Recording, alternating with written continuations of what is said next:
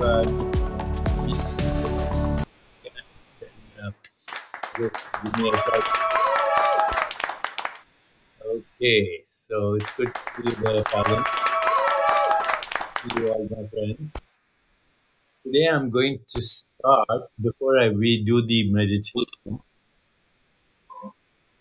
before we do the meditation, today I'm going to actually start by talking about a bit of a controversy on social media about what I'm calling metahuman adventures in the metaverse. I don't know if you've been following me on Instagram and other social media, but anytime I use this metahuman adventures in the metaverse, people, and some are very, and some are actually very violently reacting with negativity, saying that I stole this idea from Facebook.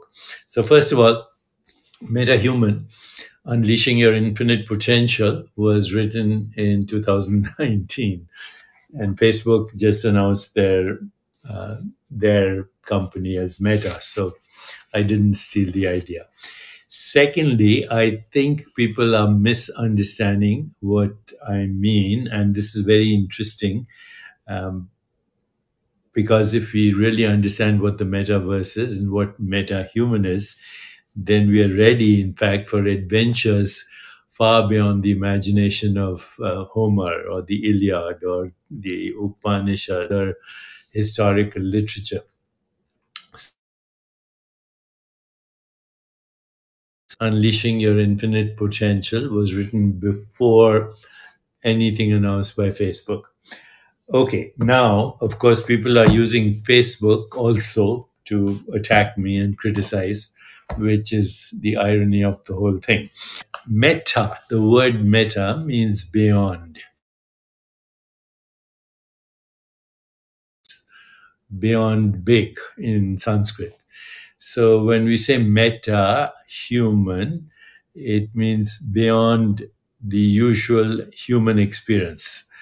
And when I say metaverse, it also means beyond the usual human experience of the human universe. We experience perceptions, we interpret them as body and the world. So, meta is a top down approach. All reality begins with that which is inconceivable. All reality, perceived reality, anything that has a border, including the Milky Way galaxy or an atom, anything that has a form arises from that which is formless. And that which is formless, which has no boundaries, is meta, because beyond all form and beyond all phenomena as well. I hope I'm getting through. Please raise your hand and say at least you can see me or hear me. Okay, thanks. Thanks for acknowledging. So, meta means beyond. And in the great spiritual traditions, that beyond is a source of every experience that we can have in form and phenomena. But that beyond itself is infinite because it has no form, no boundaries. It's infinite. And the infinite cannot be conceived. That's why in spiritual traditions, when we talk on infinity, people use words like God. But now God is a loaded term because as soon as we use God, every religion has a description of God. And just so you know, any description of God or definition of God cannot be God. If God is infinite, then cannot be conceptualized in anything that is finite. So, in the various traditions of the world, in the Judaic tradition, they say Ein Sof. In the Buddhist tradition, they say Dharmakaya. In the Indian Vedic tradition, they say Brahman. And, John Wheeler, who was a great scientist in the last century, a colleague of Albert Einstein, coined the expression the bit from the it. So everything that you experience is a bit of the it. The it cannot be imagined. It's inconceivable. It's incomprehensible. It's infinite. It's irreducible. It's fundamental, and it's the source of every experience, including space time, causality, and everything. So, if we were to take a top down approach to what we call reality, it would begin with the infinite. And the infinite modifies itself into that which is called finite. And everything from atoms, molecules, anything that we describe in the world of energy, information, maybe not information, because information probably is never lost, and so does energy in the relative world is never lost. But anything that we can describe and experience perceptually is a modified form of the infinite. Now, modern science today sometimes refers to this as the singularity. Singularity means space, time, energy, information, and matter all arise from this fundamental reality. But is this fundamental reality physical, or is it non physical? And so, right now, if you go on Wikipedia or Google, you are asked the following question: what are the 125 open questions in science? The number one question, open question in science is, what is the universe made of? And the only thing everybody can agree about is made of nothing. So the universe is made of nothing. It's a free lunch. And the second open question in science is, what's the biological basis of consciousness? And frankly speaking, it's a wrong question, because biology doesn't create consciousness. Biology is an experience in consciousness. We know that we have a biology. So, what is consciousness? Consciousness is meta reality. Meta reality. And those who wake up from the waking dream that we call everyday reality, they are meta-humans. They've woken up from the hypnosis of social conditioning or conformity. And that conditioning goes back thousands of years: religious conditioning, economic conditioning, racial conditioning, and ethnic conditioning, and ancestral conditioning, and all these amazing, conditionings that have bamboozled us into a world where we assume that everything we see is real, when in fact it is transient, ephemeral, ungraspable. Everything, a thought, a feeling, emotion, a body, a physical object, if it is in space and time, it is impermanent and a modified form of that which is timeless. So, metahumans are those who have woken up to this fundamental identity, which is beyond human. They experience the metaverse in that they recognize that reality starts with the infinite and then modifies itself as perceptual activity, which is phenomena in the theater. And that which appears as form and phenomena, which we call the physical world, is actually an interpretation of our perceptual experiences, which are modified forms of consciousness.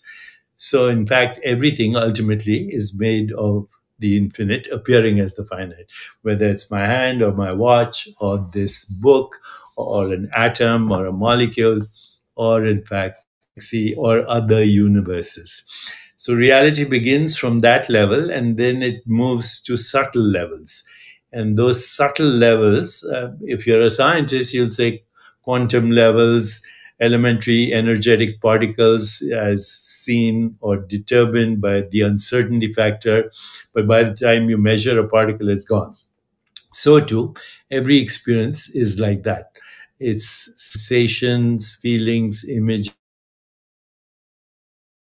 interpreted as form and phenomena on the screen of the invisible, which is formless. So, metaverse is actually the invisible screen of consciousness, which is infinite, but then it starts to modify itself into the blueprints of creation. In the same way as when you build a house, you have a blueprint, and the blueprint is created in the consciousness of an architecture, and ultimately it manifests as the house. The house is impermanent. Even the blueprint is relatively permanent because you can put it somewhere on the cloud, but the consciousness in which these blueprints are created is timeless. So reality moves from, once again, the infinite formless and then subtle. In our wisdom traditions of Vedanta, those subtle levels are called the bliss body, the subtle body, and the physical body. So the physical body is matter and energy. The subtle body is mind, intellect, and ego.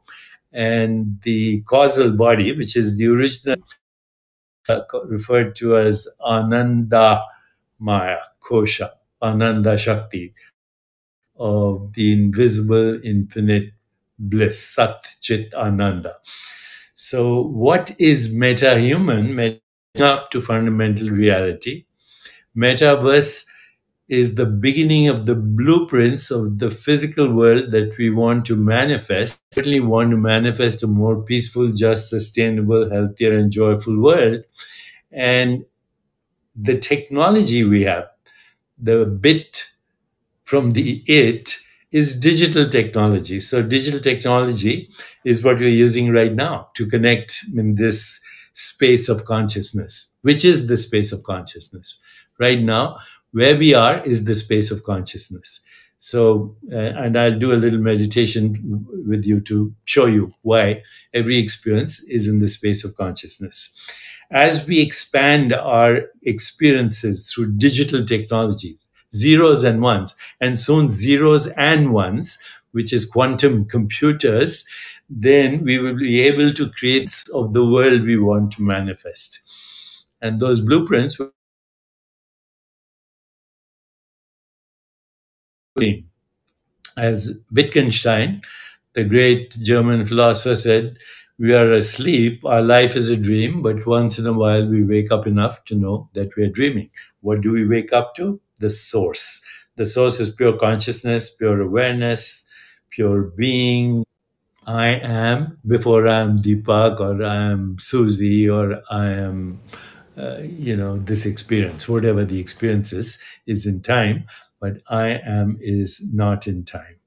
So then digital technology becomes our energetic connection to the infinite, even though we will never comprehend the infinite, but we'll be able to navigate in this space to create a better world. So, with this, I just want to introduce you to maybe today's meditation, which gives you a clue to what I'm saying. And if so far what I have said is making sense to you, then please give me a shout out. If so far it has made any sense to you, then give me a shout out. The technologies we use in this space together, and thanks for the shout out, are mindfulness, self inquiry, reflection, contemplation, concentration, prayer, a quiet mind, controlled breathing, and the experience of what can only be called, and it utilizes the principles of consciousness. Consciousness is awake and aware. Consciousness crosses the boundaries of mind, body, matter, and everything that we perceive. Consciousness is creative. Once it creates something, consciousness keeps it in balance. Consciousness is dynamic. It calls upon energy for action and thinks. Consciousness is whole. It permeates everything in existence equally. Consciousness is self organizing. It oversees orderly systems and structures.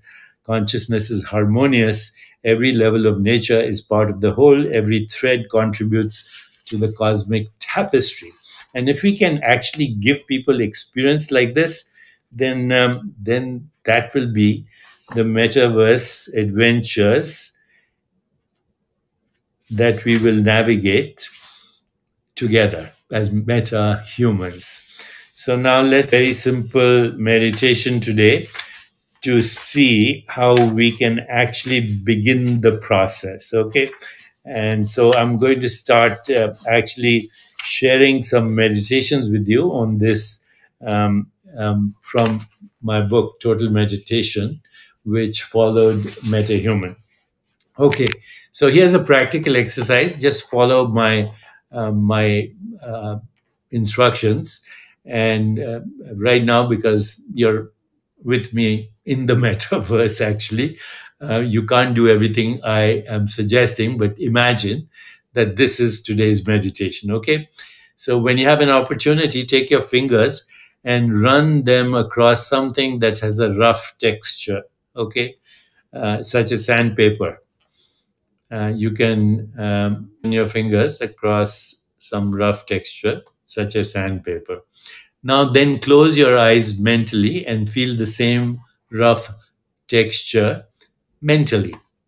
You can do that right now. Imagine that you are experiencing the rough texture of sandpaper. Next, you could dip your hands in ice water and then immediately imagine the same freezing sensation. Easy? Next, you could gaze on a crimson rose, then close your eyes and see it again in your mind's eye. So, gaze at a rose and then see it in your mind's eye. Gaze at me right now and see it in your mind's eye. Look at your own body and see it in your mind's eye. Think of somebody of love and feel the love in mental space. Create an image right now. Let's do some experiments. So create an image in your consciousness of sunset, of a green meadow, of red roses, of the Empire State Building, of a place that you visited for vacation last year. Okay, so what you will see is that every sensation, whether we call it physical or we call it mental, every sense perception, whether we call it sound or taste or texture or or um, sound, any of the five senses, any of the five senses, sound, touch, sight, taste, smell, um, all of that, those experiences are happening in consciousness, nowhere else. Right now, you're having the experience of your handheld device in consciousness, the experience of your body in consciousness, the experience of everything that exists can be conceived and experienced in one space. And that space is formless, boundless. But today, we are navigating in that shared space through digital technology, the it from the bit. So for today, the exercises I will suggest to you are look at any object, physical object or a person, and remind yourself that the experience of that physical object or that person is in you, in what we call I am. So first start to look at objects and say, those objects, the experience is happening in me, in my consciousness, in I am. And then once you're done with physical objects and sense perceptions, then do the same thing with emotions. Where do they exist? In me. Okay. Any mental images, just that we started out with, whether it's the Empire State Building or a sunset, where's that experience happening? In me, in I am. There is no experience that is not happening in I am, including the experience of my own body mind, physical body mind. Deepak Chopra is an experience in I am. That's why the spiritual traditions have paid so much attention to I am. Jesus Christ, before Abraham was, I am. Moses, when he asked the burning bush, God can't be comprehended, but says, "What's your name, God?" God says, "I am that I am." Okay, so before Abraham, I am means Abraham is in time, Deepak is in time, and Moses is in time, but I am is not in time. I am is meta reality, the fundamental reality from which the whole universe is manifesting in what we call timeless now. So I will quote to you a beautiful phrase from Sanskrit, from the Bhagavad Gita, where Lord Krishna, speaking as I am to Arjuna, says, "Prakratim swam vashtabai vishrajami puna puna. Curving back within myself, I create again and again. I create the mind, I create the body, and I create the universe. So that was also the basis of another book I wrote called You Are the Universe. So these books that I've been writing all along, and I'm just pulling them out for a moment. You Are the Universe, Total Meditation, Metahuman, and even Life After Death are based on a deeper understanding of how I am conceives, constructs, governs, and becomes everyday reality. So today, very short meditation. Close your eyes wherever you are. Sit quietly. Keep your feet firmly planted on the ground. Uncross your feet. Keep your hands open and close your eyes and start to repeat your full name to yourself. I am Deepak Chopra. I am Laurie Lee. I am Katerina, or even your first name. It doesn't matter. But recognize even that as you're repeating your name, you should recognize that that's not who you are. That's your name. It's something we can find on LinkedIn. It's your bio. But as you're repeating your name, now think of all the things that are associated with that name: job, relationships, personal interactions, social interactions, everyday experiences, eating, breathing, digestion, metabolism, the whole world of experience. That is, I am with my name and form attached to it. Now, stop the connection for a moment. Instead of saying, I am Deepak Chopra or I'm Mary Smith, just say, I am mentally. And keep repeating, I am, I am mentally. And then replace it with the mantra of I am, which is aham. It's the sound, the vibration, the vritti, the fluctuation of I am that appears as every experience in the theater of space, time, and causality. So we'll take at least half a minute to silently repeat the mantra, aham, with the eyes closed. And don't mind the time, just do it right now. And if you get distracted, then come back to the mantra, aham, or come back to your breath or any sensation in the body. And we'll take almost a full minute to do that right now. Aham, aham, aham, aham.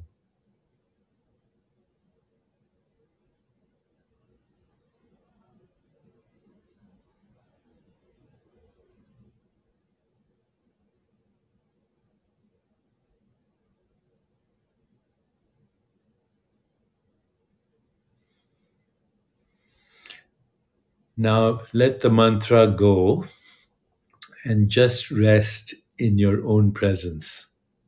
Presence, source, I am, infinite being, awareness, Ein Sof, Brahman, all refers to the presence in you without which there is no experience either of mind, body, or the world. So just rest in that presence of I am, even without using the words.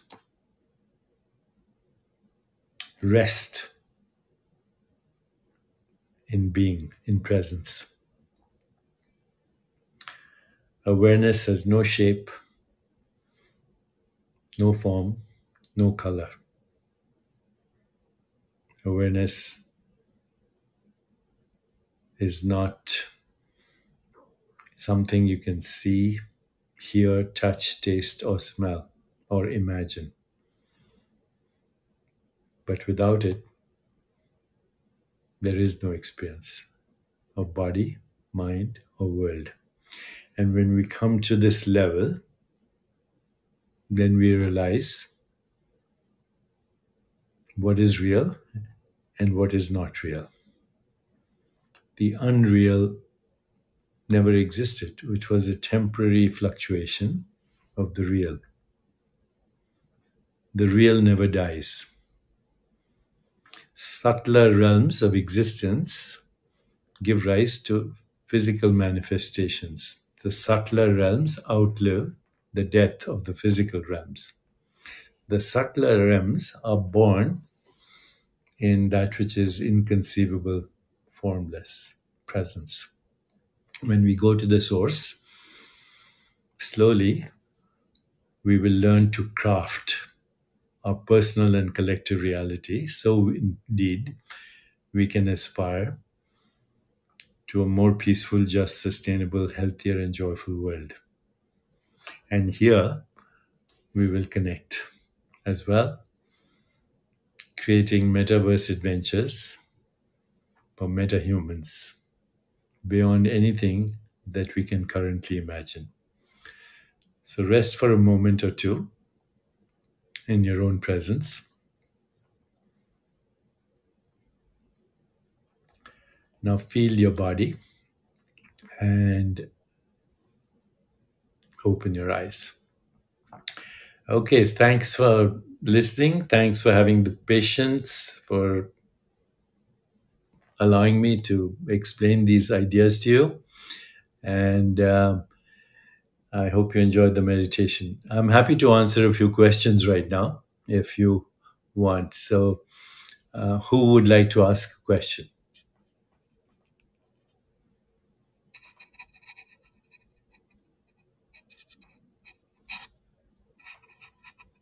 Kathleen McMahon. Kathleen, go ahead with your question. Kathleen McMahon, Good morning. good morning. Earlier this year in March, I was in I don't want to call it an accident. I was in a vehicle overturned about 12 times on the Alaskan highway. And the thing that I wanted to speak to you about that experience was that when the car went over, my entire consciousness went white. And I woke up at the bottom, and then I had to climb 250 feet back up to the highway in the cold and that sort of thing. And then I had to spend 5 days away from my home because I live actually down on Vancouver Island. And when I arrived home, it felt like when I opened the door to my house that everything around me was shifting back into reality and became solid again as I experienced it. Is that a function of realizing that everything is able to be adjused in my perception? Okay, so Kathleen, first of all, thanks for sharing. I hope everybody heard you because that's a very beautiful, authentic experience. And the light you experience is the light of awareness. Okay, it's the light that all religions talk about, the light of being. And that is fundamental reality, which then morphs itself into shimmering, subtler realities, which then appear as frozen physical objects. But all physical objects are actually modifications of subtler realms, and all subtler realms are modifications of the infinite light of awareness. Call it God if you want, or being, or presence, or Ein Sof, or Brahman that I mentioned. So, right these days, I'm engaged in actually looking at something called terminal lucidity, which is a form of terminal lucidity that you experience. So, this is now well documented, so you can go online and check it out if you want on Google or wherever. Many people who have dementia, who have had a stroke, who are otherwise totally disabled, even a near vegetative state, before they pass, suddenly they are lucid. They have tremendous clarity. They have experiences similar to you, subtler realms, light, and then coming back sometimes with that shimmering, evanescent, ungraspable fluctuation of the light of awareness, and then suddenly back into the body and the physical world. This is also the same experience that some people have, which we call near death experiences. End of life lucidity is frequently for only a few seconds, sometimes for a few minutes, and sometimes it is many days before the person dies. And also, end of life lucidity, people, and my mother experienced it, by the way, and my grandmother and my mother's sister too.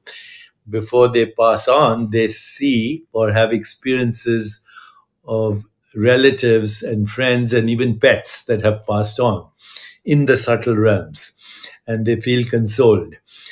These days, in some hospice centers, and I'm involved with a couple of them, where we do psychedelic assisted ketamine therapy for end stage of life, people can have that experience. My agent, who passed away recently from cancer, I sat with her and a psychotherapist, and we took her through a microdose ketamine journey, and she crossed over and came back totally consoled, and was actually looking forward to her passing, which happened a week later.